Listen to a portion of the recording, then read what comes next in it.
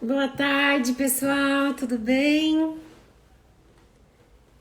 Sejam todos muito bem-vindos. Hoje a gente vai começar mais uma live de segunda-feira, mais uma live de estudo, de perguntas sobre fala, linguagem, processamento auditivo, gestão. Hoje vai ser a Fabiola, uma fonoaudióloga, que é aluna do meu curso, que vai participar, vai fazer as perguntas, mas vocês também podem enviar as perguntas de vocês, tá bom?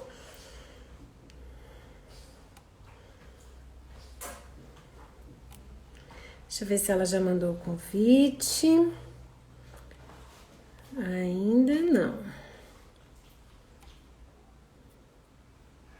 Esperar a Fabiola entrar. Oi, Paloma! Paloma não enjoou de mim. Paloma já foi aluna dos meus cursos, tá aqui presente. Obrigada, Paloma. Vão pensando aí nas dúvidas de vocês. E claro que eu não souber, eu vou falar, né, gente? Eu não sei, vamos estudar juntos, tá? Mas estou aqui hoje nessa live, assim como toda segunda-feira, a proposta é nós estudarmos, tirarmos nossas dúvidas.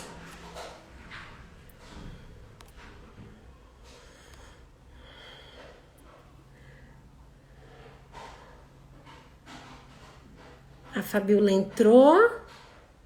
Fabiola, pode me mandar o convite, tá?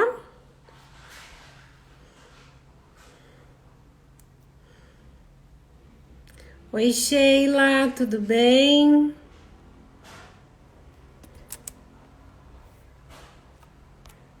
Aê, acho que a Fabiola agora mandou o convite.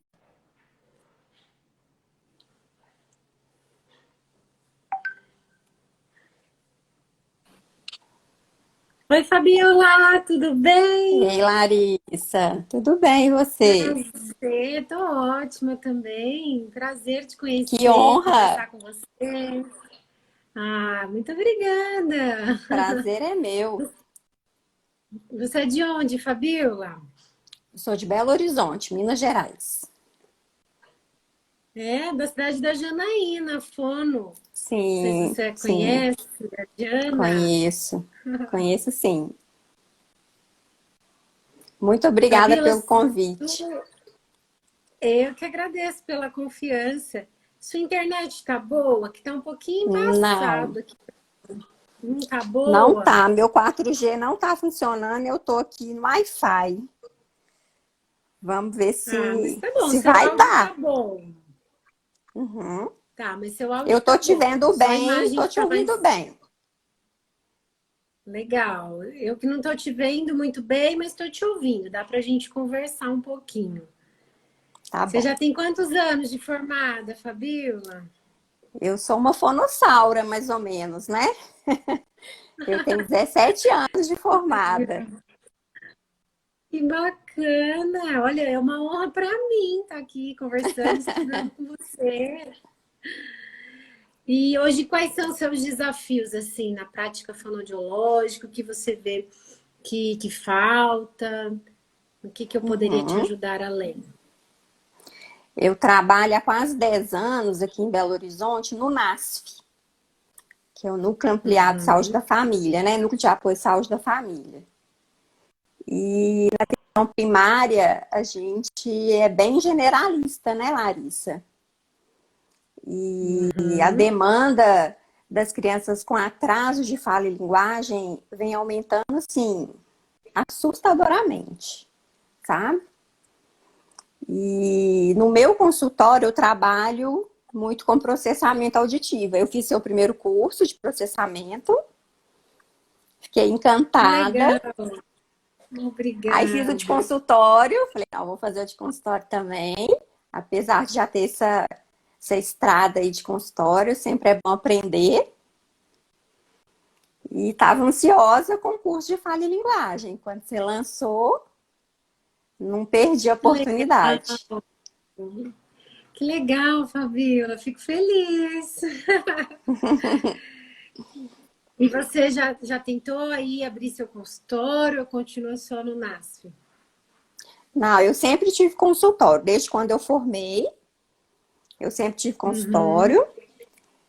Trabalhei por uma empresa privada aqui de Belo Horizonte, um plano de saúde, na verdade, por um tempo.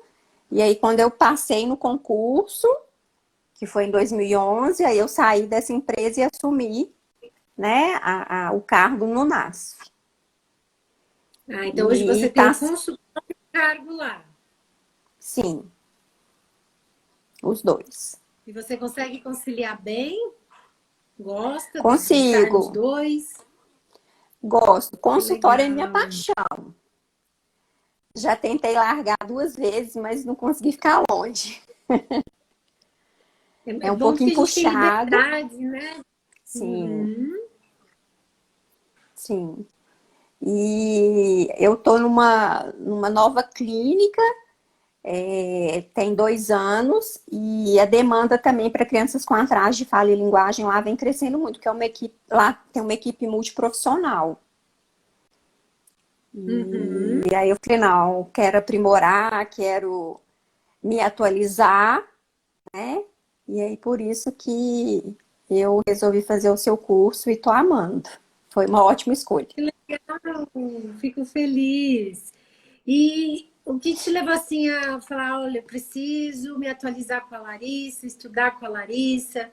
Você tem alguma dúvida bem específica que eu possa hoje aqui na live tirar ou então a gente debater? Sim, o que mais me fez fazer o seu curso, Larissa, é a dúvida em relação ao diagnóstico de autismo, sabe? Porque eu venho observado que as crianças que estão chegando, logo de cara, já vêm com esse diagnóstico, né? Então, eu vejo muito você falando que o diagnóstico é apenas, não apenas, mas é um nome que a gente vai dar para aquilo que a criança tem, mas que através dos sinais e sintomas a gente tem que começar a estimular essa criança por um tempo, né, para depois a gente realmente ter certeza e conseguir fechar um diagnóstico, né, se seria um TDL, ou se seria o atraso de fala e linguagem clássico, né, ou um autismo. E isso vem, assim, com uma dúvida muito grande, porque tem uma cobrança muito grande dentro de onde eu trabalho para esse diagnóstico rápido, sabe? E dentro da rede do SUS, né, isso acaba ficando um pouco complicado. Uhum. E meio que virou moda para as pessoas, né? Tudo é autismo, infelizmente. Então, É. essa é a minha E maior é, dúvida. entendi. Bom, eu não sou uma expert em autismo, tá? Eu sou realmente uma fono que atende o público infantil em geral. Eu acredito que quem decide atender autismo tem que se aprofundar muito no autismo e acaba que a demanda é puramente autismo, aquelas crianças realmente que já têm um diagnóstico fechado, né, que já está em outras terapias, que os pais já estão aí na luta. Mas, como eu sou uma fono que atende um público bem generalista de crianças, acabam sim chegando crianças que têm características dentro do espectro, tá? Chegam também crianças que têm a hipótese, mas ainda não está fechado. Tem crianças que nem passam pela cabeça dos pais, mas eu observo algumas características. E eu comecei a estudar sobre o autismo. Estou fazendo um curso específico em análise do comportamento, mas eu vejo que é só o começo. Como eu disse, realmente, para você atender autismo, você tem que estudar muito o autismo. Mas falando de mim, que eu não quero me aprofundar no autismo, tá? Mas eu quero conhecer para poder fazer um trabalho cada vez mais com qualidade, porque a gente sabe que essas crianças chegam para a gente e a procura está Sim, cada vez maior. E por que que está maior, né? A gente sabe que virou um pouco moda, mas ao mesmo tempo é porque hoje, dentro do espectro, é como se antes era simplesmente um guarda-chuva bem pequenininho. Agora, como as características dentro do espectro se ampliaram, É como se esse guarda-chuva fosse maior.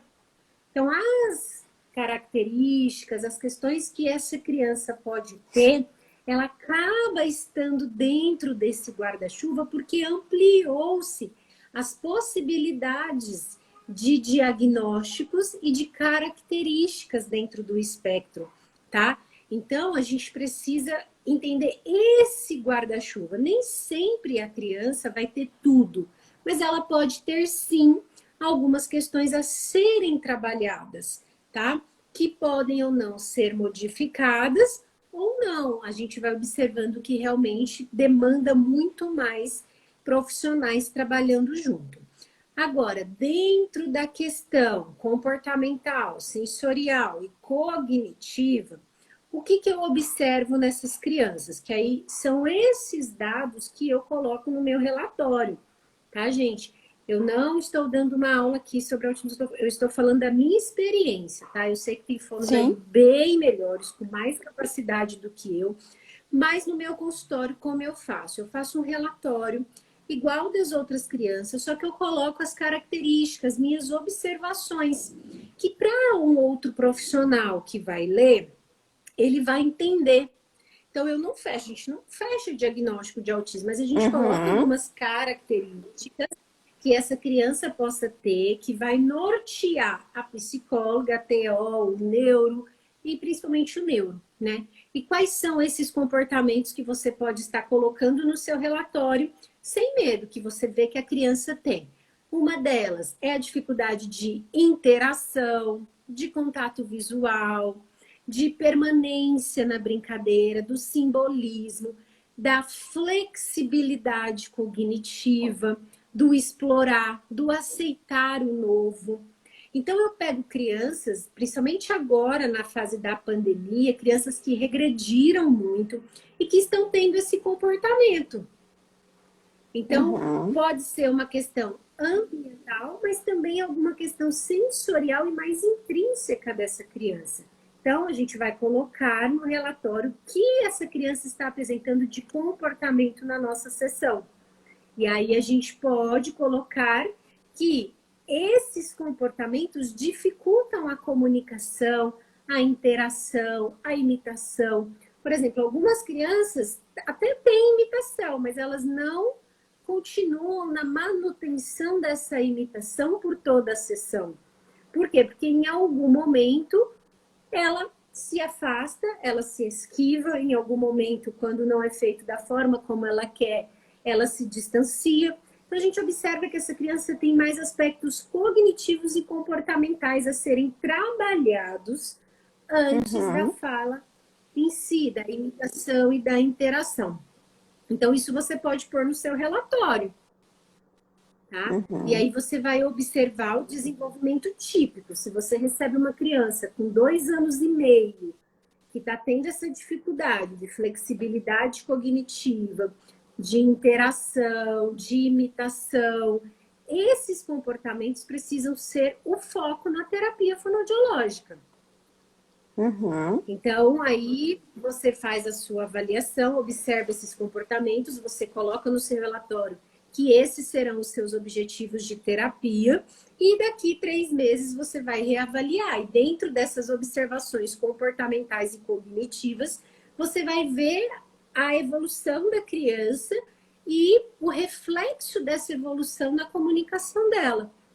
E aí é o caminhar. Tem crianças que a gente está lá um tempão na terapia e permanecem. Tem crianças que, com 1 semana, quando a gente passa orientações para os pais e a gente faz uma intervenção direta com ela, em 1, 2 semanas a gente já vê uma resposta diferente na aceitação, na interação.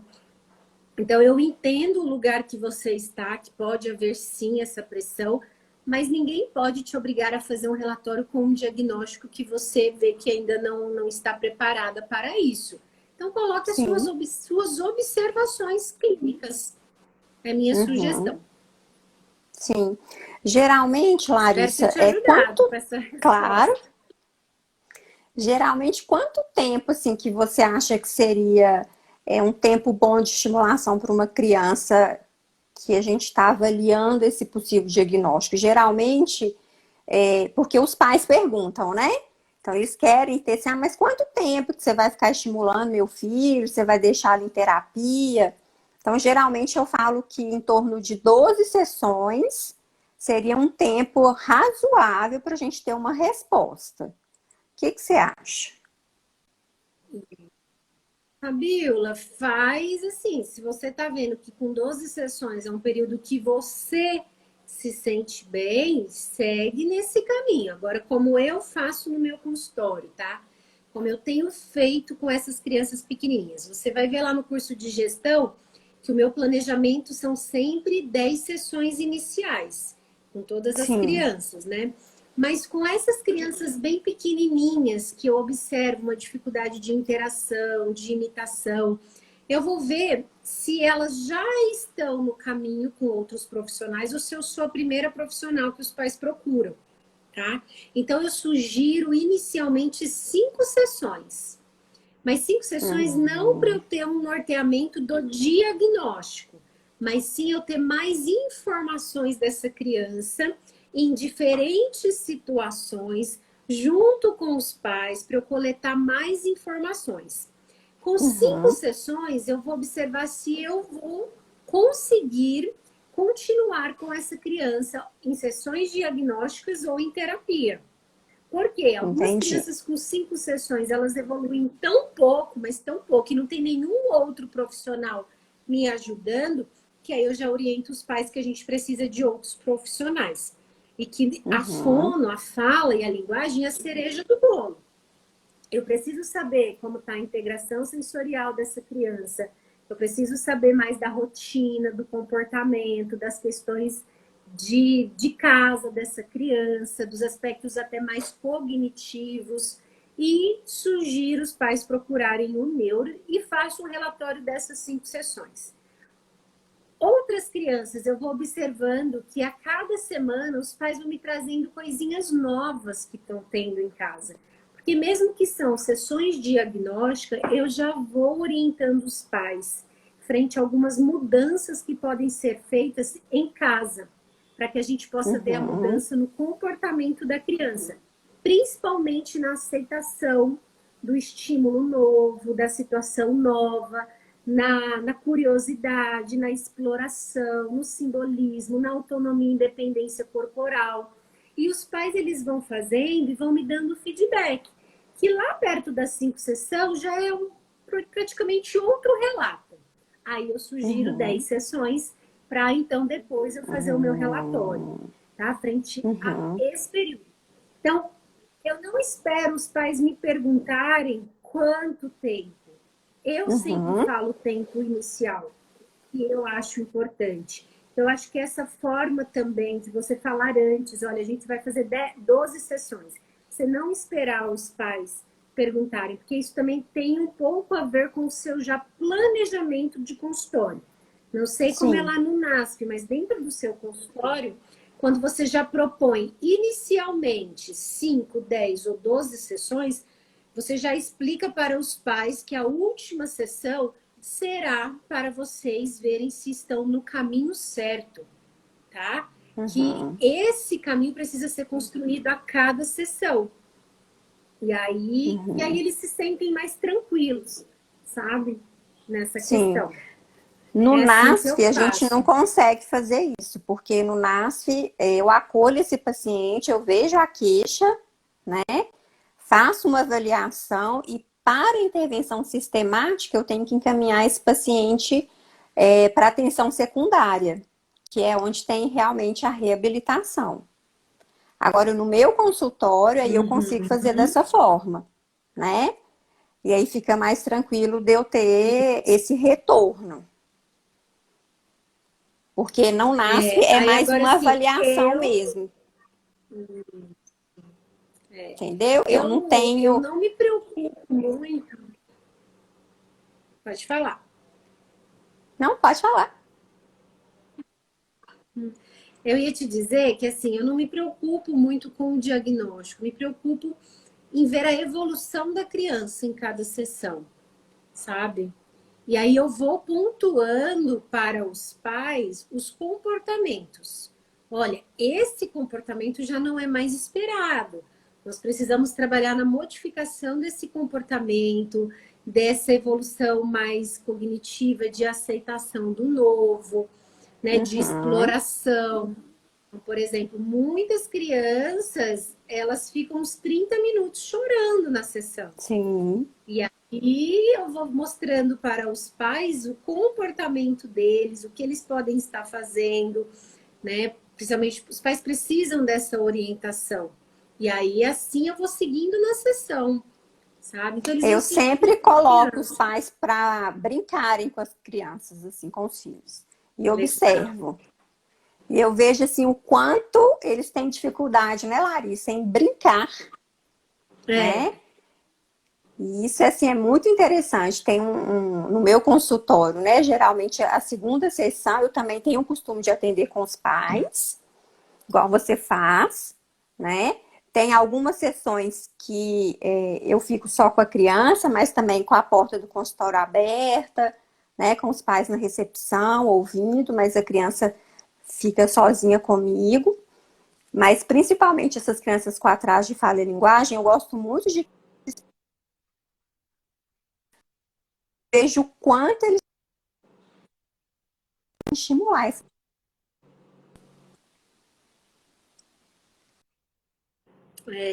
e é esse o nosso trabalho, né? Porque o tal. brincar está envolvendo comunicação. Então, é nós que vamos ensinar os pais como brincar, estimulando a comunicação na brincadeira. E às vezes os pais, eles são mais passivos na brincadeira, né? É a criança quem conduz a brincadeira, é a criança que escolhe o brinquedo, é a criança que mostra como tem que brincar. E isso, nas sessões, eu vou mostrando que tem que ser ao contrário, que é o adulto que traz a situação problema, que estimula a imaginação, a criatividade, porque tem que haver essa interação e essa troca. Então, assim, eu não coloco o pai para brincar com a criança, não. Geralmente eu brinco nós três juntos, sabe? E Tá. aí, principalmente as crianças que têm uma dificuldade mais comportamental e de aceitação. Eu vou Uhum. brincando com o pai, mostrando para o pai. E aí a criança acaba vindo para a nossa brincadeira, né? Então, nisso eu vou ensinando para os pais como fazer em casa, tá? Uhum. Mas eu já fiz cursos onde é legal você pedir vídeos para os pais brincando, né? Você observar como os pais brincam. Eu confesso que hoje na minha prática não tem tanta essa necessidade, não. Os pais, eles estão indo muito bem, sempre vão muito bem, Sim. né? Eles têm, assim, mostrado vídeos das crianças. Eu acho que, assim, eu tenho desenvolvido mais empatia, mais entendimento pelos pais, porque a gente está no mundo da fonoaudiologia, a gente estudou crianças, a gente estudou comunicação, o brincar sempre fez parte do nosso estudo, né? Os pais, eles não estão no nosso meio, Sim. então eu ensino o que é importante para o aprendizado da fala e da linguagem, mas eu não tento muito assim, falar, olha, brinca, faz isso, aquilo. Não, eu tento trazer para a rotina. O que eles podem fazer Uhum. na rotina, uma atividade que gera na criança interação e imitação. Mas é aquilo, como eu te disse, eu não atendo criança especificamente com o diagnóstico de autismo. Talvez uma criança que tem esse diagnóstico, o comportamento, né, o planejamento terapêutico talvez precise ser outro, sim. Aí vamos conversar com a psicóloga, com toda a equipe. É assim que eu faço, Fabiola. Eu também não Como troca de atendo crianças, experiência. Não quer dizer que meu jeito claro. está melhor, não. Eu também não atendo crianças com autismo, né? Nem no meu consultório, nem no NASF. Quando eu recebo como hipótese diagnóstica de TEA, né, eu faço essa avaliação e aí eu encaminho para uma outra equipe que tem psiquiatria infantil, terapia ocupacional, fono, e aí eles que vão fazer a Legal. intervenção com eles também. Eu não trabalho no meu consultório também, não, né? É uma dúvida, Larissa, que eu Uhum. queria, na verdade, uma sugestão. nesse tempo de pandemia, né? Que os pais trazem muito essa dificuldade, muitos que estão em home office, né? E que a criança está demandando mais dele, principalmente as crianças que têm essa dificuldade na comunicação. E o pai tem que trabalhar e ele geralmente a criança ficava era na escola ou com uma babá e a criança não consegue, eles não conseguem muitas vezes sanar, né, o que a criança está querendo no momento, porque a criança quer atenção, né? O que você sugere, assim, porque por mais que os pais tenham que trabalhar, eles também têm que dar atenção para essa criança. O que você me traz, assim, de dica em relação a isso? Olha, eu vou ter cada caso é muito específico, né? Eu vou estar vou sempre acolher essa família, vou sempre acolher, sabe? Como eu te disse, eu vou tentar ao máximo saber qual é o momento que tá com essa mãe, o que essa mãe faz por essa criança, qual é o momento? É na hora do banho? Você dá banho na criança? Você dá comida? Você põe para dormir? Qual é o momento mesmo que você tá com a criança? E não brincando, sabe? E aí sim, nesse momento, eu vou tentar ao máximo mostrar estratégias que a mãe pode estar fazendo para desenvolver interação, imitação, contato visual, flexibilidade cognitiva, compreensão auditiva, né? Por exemplo, hoje um dos meus pacientes, ele está evoluindo muito bem, mas ainda está bem atrasado, tem 2 anos e meio. E agora que a gente conseguiu imitação, onomatopeia, interação, agora que tem 2 semanas que eu consegui fazer com que a família entendesse de outras terapias, então começou a TO, começou a musicalização. Só que tem 2 segunda-feiras que ele chega já chorando, não querendo entrar para a sala comigo.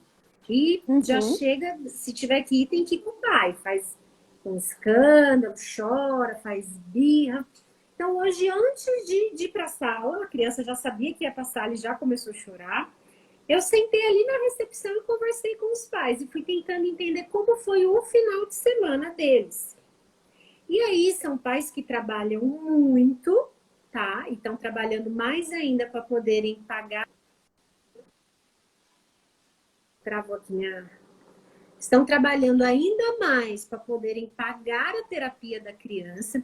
Então, chega no final de Uhum. semana, eles descansam. Aquilo que eles construíram de rotina durante a semana, no final de semana, hoje, conversando com o pai, eu vi que eles estavam assim, tranquilos, como todo mundo Entendi. faz e como todo mundo merece no final de semana, né?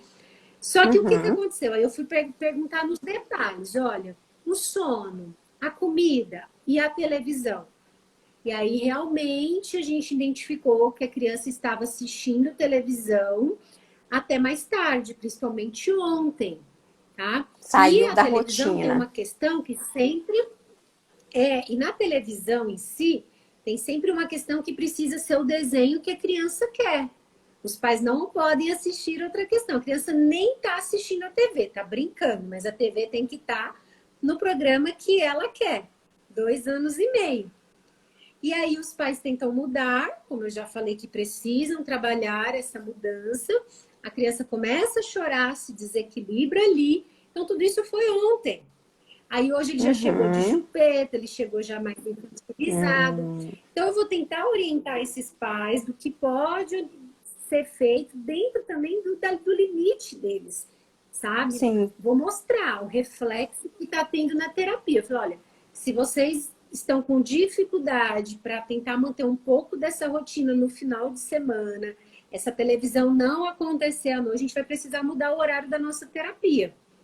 Porque ele está Uhum. evoluindo tão bem, mas eu observo que esse comportamento na minha sessão está atrapalhando por algo mais Uhum. ambiental. Então, eu vou conversar e mostrar para os pais. E eu vou ver a possibilidade que eles têm. Vamos Uhum. tentando. De pouquinho em pouquinho vai dando super certo. Entendi. Uma outra dúvida, Larissa. No Uhum. curso, você fala que você não tem o costume de mandar para casa, né? não tem caderninho Mandar para para fazer casa atividade. inteira. Mandar para Cadernar. casa. Mandar atividade para fazer em Uhum, casa. Treinos diários, por exemplo, né? uhum. Dependendo da criança também, eu não tenho esse costume. Mas aí vai mais pela questão, igual você comentou, do dia a dia, da rotina, e o que é feito na terapia vai ser introduzido nessa rotina, né, de uma forma mais leve, mais tranquila, nas atividades que a criança já faz, mas voltadas para o que está sendo trabalhado dentro da terapia. Você segue essa linha também? Como é que você faz? Sim, continuo seguindo isso, até porque a criança pequenininha, que a gente precisa trabalhar desenvolvimento de fala e linguagem, a gente precisa desenvolver comportamentos que antecedem essa fala e linguagem. Geralmente A interação imitação, comunicativa, né? Uhum, interação, imitação, compreensão auditiva, né? E função simbólica. Então, eu não uso caderno atividade ali, numa brincadeira, de jogar algo, que eu estou brincando com a criança, de jogar almofada, que é uma estratégia que eu ensino no curso e que todo mundo conhece, é o meu jogo de jogar almofada. Eu vou ensinar para os pais que eles podem fazer isso no momento em que eles estão ali descansando, pegarem coisas que não quebrem, que podem ser jogadas. Vamos brincar de jogar o sapato com a mamãe. Vamos brincar de jogar o chapéu, né? E aí nisso a gente já está trabalhando. 1, 2, 3 e a criança completar o já, a criança esperar, a criança jogar de volta. E aí, dependendo da demanda da criança, eu vou ensinando os pais ali. Se é mais linguagem, eu vou dando dicas para a linguagem. Se é fala, eu vou mostrando para os pais como estimular a fala. Se for apraxia, que pode ser feito naquele momento. Então, os pais têm o caderno que eu dou para eles, a mãe. A mãe vai uhum. anotar no caderno. Tem mães que não anotam, guardam na memória. Só que toda sessão eu vou querer saber uma evolução da semana. Todas, como eles estão, eles entram na minha sessão, assim, os pais estão ali comigo, estou frente a frente com eles, no meio com a criança, eu quero saber o que aconteceu de novo na semana. Se não aconteceu Uhum, nada, eu já vou vendo, então, ou que eu preciso ser mais explícita, mais enfática, mais objetiva, ou então eu vou ver se foi mais por questões de dificuldade deles, de colocarem em prática. Por exemplo, hoje uma das minhas menininhas que eu atendi, os pais não conseguiram colocar muito em prática, porque vai ser aniversário dela e eles estão fazendo a festa, aquilo, tudo. Então, tudo bem, vamos ver semana que vem como vai ser. uhum, Então, a gente vai tentando observar e conciliar isso. É assim que eu sim, faço. Agora, nem quando é questão fonológica, né? Transtorno fonológico, que utiliza-se muito o caderninho para treino, eu não utilizo. Eu não utilizo, eu uhum, passo tudo para os pais. Mas isso vai de cada fono, porque eu não consigo fazer esses caderninhos, eu vou ficar 1 hora só para fazer um caderninho para criança, sabe? dá Eu preciso trabalho ser mesmo. prática, então vai muito de cada fono, não é que o meu jeito é melhor, não. O caderninho também Sim, dá super certo. entendi. Mas E é aí, isso. tem mais perguntas? Não? Eu tenho um caso que eu queria discutir. Pode? Pode, claro. Eu atendi há 2 semanas no consultório uma criança de 1 ano e 9 meses que foi encaminhada pelo neuropediatra. É um neuropediatra aqui de Belo Horizonte que eu trabalho com ele. E ele foi, né, ao consultório, essa criança foi ao consultório com uma suspeita de TEA. E mais pelos familiares questionando os pais, familiares que são da área da saúde, falando que a criança poderia ser autista porque ela não está falando. Não fala mamãe e papai e não fala mais nada. E aí a gente discutiu o caso, ele não tem essa hipótese diagnóstica, né? Eu tive essa conversa com os pais. Geralmente, aqui em Belo Horizonte, a gente está ainda com muitos casos, né, em relação ao Covid. Então, quando eu consigo fazer a primeira conversa online, está sendo online por uma opção dos pais. Então, eu tive essa primeira conversa com eles online, aí eles me trouxeram, assim, vários dados, né? Mas tudo tranquilo, gravidez tranquila, parto tranquilo, uma criança que sempre foi desejada, foi estimulada, estava sempre sendo estimulada, mas que não fala, né? E aí eu tive o primeiro contato com ele semana passada, vou atendê-lo amanhã novamente, e assim, uma graça. Criança mantém contato visual, aceita o toque, obedece a ordem simples, interage, olha quando é chamado. É assim, super tranquilo, mas está agarrado na expressão. E a mãe, assim, Fabiola, eu sei realmente, eu não acho que o meu filho tem autismo, né? Socializa super bem, mas não fala. Fala só mamãe e papai. E é uma criança bem estimulada, Larissa. Fez bateria audiológica, foi no otorrino, né? Então não tem nada assim Ele é intrínseco nessa criança. silencioso. Não, ele não é silencioso, ele tem um idioma dele, né? Entendi. E a mãe e o pai estão naquela angústia, né? Porque ele não consegue, ele se comunica do jeito dele, mas eles não entendem nada, né? É uma Questão mãe de que, fala, né?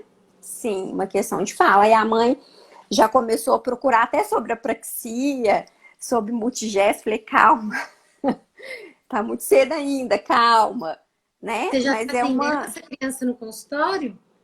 sim, amanhã vai ser o segundo contato que eu vou ter com ela. Eu tive um primeiro só com os pais, semana passada com ela e amanhã novamente. Aí vamos, vai estar os pais e a criança.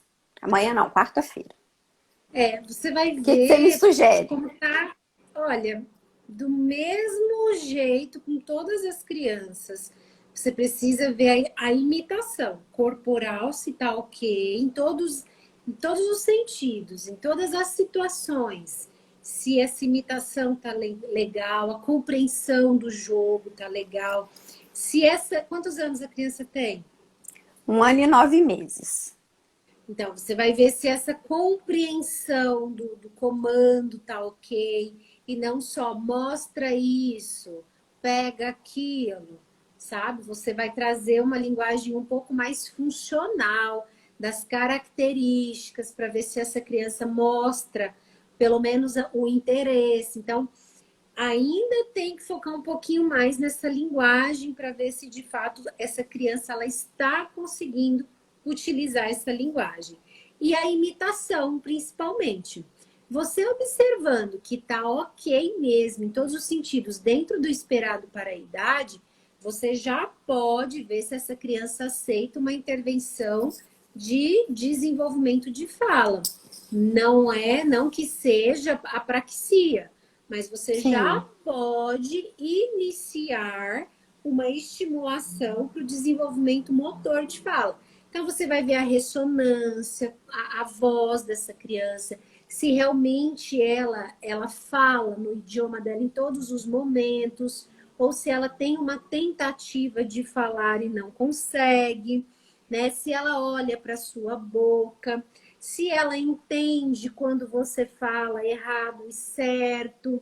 Você vai ter que ir tauteando aí, vendo essas questões. Agora, se a criança tem uma boa imitação, tem uma boa interação, você já pode estar vendo essa imitação da fala se está acontecendo. É um pouco comum algumas crianças estarem muito bem na imitação corporal, mas a imitação da fala não. Então, a gente começa a criar algumas estratégias para haver a imitação da fala.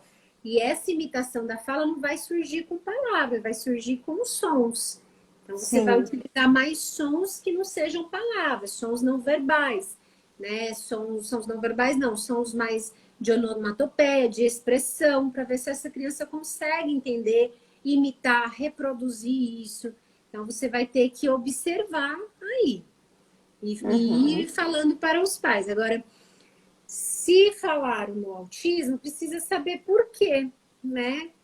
Tenta entrar em contato com os profissionais, conversar, por que que eles acham isso, né? E aí você faz um link com o que você vê no seu consultório. O interessante Uhum. é mostrar para os pais que mesmo que você não tenha todas as respostas, você vai fazer algo para ajudá-los. E fazer Sim. algo para ajudá-los nem sempre é fazer a criança falar. É dar a eles o entendimento do que a criança precisa naquele momento. E naquele momento, às vezes, a criança precisa de mais interação, de mais imitação, de fazer essa criança pensar mais na situação, né? E não só ali no momento. Ai, pega isso, faz aquilo. E aí, às Uhum. vezes, a criança ela vai tão bem em casa, mas ela ainda não está preparada para ambientes fora.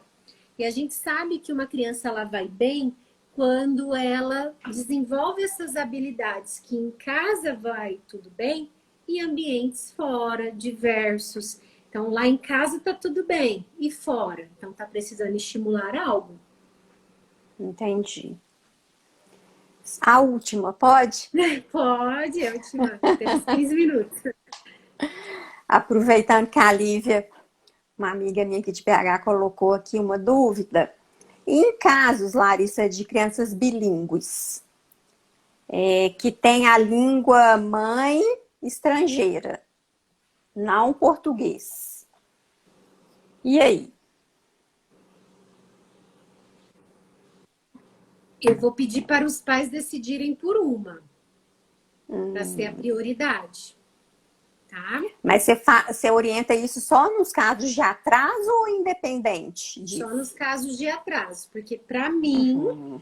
as crianças que não têm uma dificuldade para desenvolver a fala e a linguagem, elas têm uma capacidade muito boa para o aprendizado de uma outra língua, tá? Uhum. Então, realmente, assim, eu sou a favor do bilinguismo, porque elas aprendem outra língua pela via natural, tá? E Sim. não é igual nós, que precisa hoje estimular uma outra via para aprender uma outra língua, tá? Então, a criança pequenininha, ela se beneficia sim do aprendizado de outras línguas. Contudo, a criança que tem uma dificuldade no desenvolvimento da fala do português, entendeu? A gente precisa priorizar uma para ser estimulada. Por quê? Porque se ela está com dificuldade no desenvolvimento, essa dificuldade é mais de linguagem, né? Está Uhum. sendo mais de linguagem. Então a gente precisa priorizar uma, porque senão é excesso de informações, ela não vai aprender uma nem outra, e na nossa terapia a gente não vai saber o que direcionar, porque a gente está estimulando acesso a vocabulário, retenção de vocabulário, né? Uso de vocabulário, organização de vocabulário, tudo da língua nossa. Então a gente tem que priorizar Uhum. uma para ensinar essas regras de linguagem para a criança. Então, eu E peço que os depois de pais quanto decidam por tempo uma. que você Já acha na que é possível? avaliação, Não, mas aí depois de quanto tempo que você acha que é possível reintroduzir essa outra língua? só quando a Quando a criança criança tiver. tiver adquirido todas as habilidades de linguagem, está formando frase, conjugando verbos, né, usando Uhum. preposições. Porque se a gente recebe uma criança muito pequenininha, que está com uma dificuldade para adquirir vocabulário, organizar e expressar, a gente não vai fazer só esse trabalho, a gente depois tem a fase sintática, ver como ela Sim. estrutura a frase, o diálogo e a narrativa.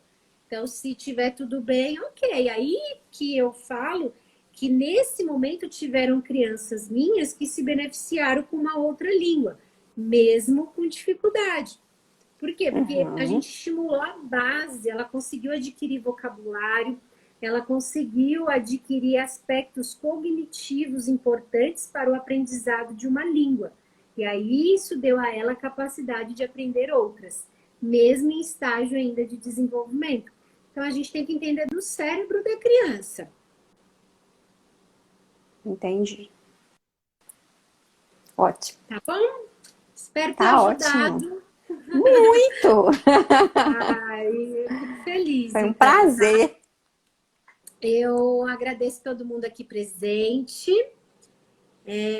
Tem algumas perguntas, tem uma só da Nina, né? Outros casos aqui falando mais para a Fabiola, né? A Danine, quando a criança não gosta de fazer a imitação?